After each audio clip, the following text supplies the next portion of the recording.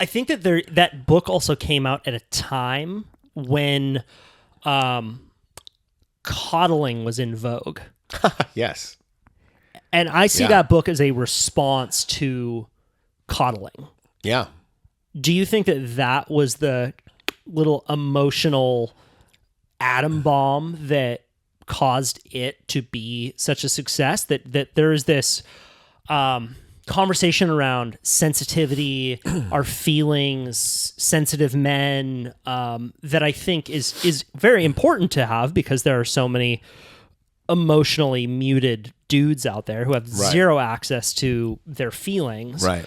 But I think a lot of those conversations tend to get into a level of almost like satirical Portlandia sensitivity. And David has this message of sack the fuck up, go do the hard thing. Life is hard. And it was a message that a lot of guys wanted to hear.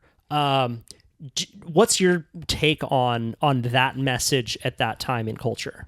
I think you're talking close to it. I think my take on it is just slightly different, and that is what he did was take that kind of new age like this self analysis that was kind of in this new age, kind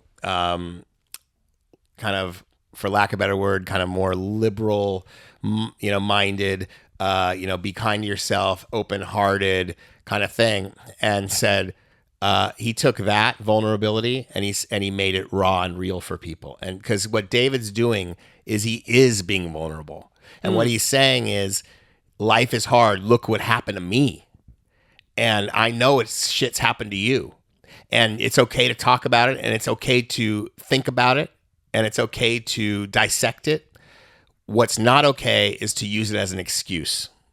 And so I actually think it's a reclamation of what vulnerability truly is. And what vulnerability is not is just talking about all the stuff that happened to you, and that's why my life is X. That's not being vulnerable. That's making an excuse. Being vulnerable is, my life has done this to me, and it's put me here, and I fucking hate it here, and I don't want this. And I have to fucking fix this. It's not fair, but it's your responsibility. And that's what he says. Life's not fair, but it is your responsibility. And that's David's message. And it's a twist on the vulnerability thing. It's a twist on that. And this idea that guys weren't being emotionally stable. They weren't dealing with their emotional shit. It's true. That's true. That's not, it's not like guys got tired of hearing about, hey, you have to be in touch with your emotions and all of a sudden here comes this guy who's like, fuck your emotions, just do it anyway. And that's why they like him. No, he tapped into the emotional bit. That's why they're doing it. You know what I mean? He put that right into that keyhole and turned the key for them and opened their heart, opened their soul in ways. And that's because you don't change people's lives on the level that David has changed lives if you don't get to the emotional. You don't do it by saying, fuck the emotional, don't think about it, go right to the weight room. Because that won't get you very far. Eventually, you'll just hit the brick wall again. No, you need to bust through it. The only way you bust through the brick wall is by staring at what really happened to you in the face. That's what David's saying to do. So it beats the shit out of any fucking therapy you could ever have. And that's what people found, in my opinion. And by spending so much time with that philosophy, did it change you in any ways? Yeah, what's funny with me is it's after the books are over, I find myself growing. It happened with both books. After the book's over, I'm like, oh, this is what he was talking about. Yeah. So yes, it's absolutely true. It's very often I think about, this was true before I met him because I'd heard him on the podcast and I was thinking, what would David do in this situation? I was thinking about that before I ever worked with him. So then, of course, afterwards and on through the years, I personally think, take it for a grain of salt because I work with the guy. I truly revere the guy. I think he's one of one.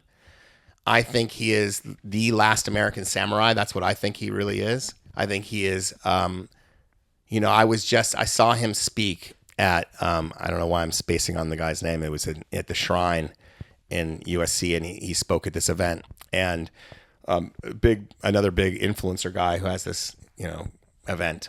And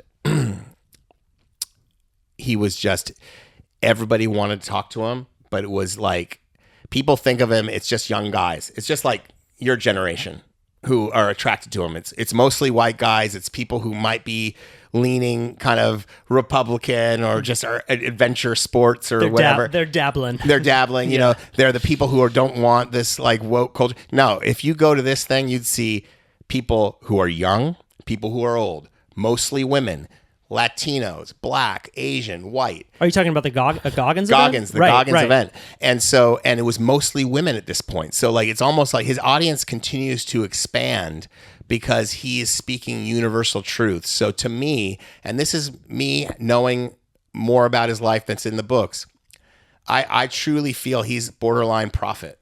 I think he's bringing messages, true messages to people in a way that is borderline prophet. I swear to God, that's how I really feel about the guy. And so for me as this ghostwriter, my responsibility is simply to channel that as purely as possible, because he's got a message that he's earned, kind of like a samurai would through these long runs, through this arduous work. He has unlocked a door to the unconscious, to enlightenment, whatever you want to say. It's like the marathon monks. He's on that level to me. He's on the level of, you know, the Buddhist monk that's hit enlightenment. That's to me where I really feel about him. Yeah.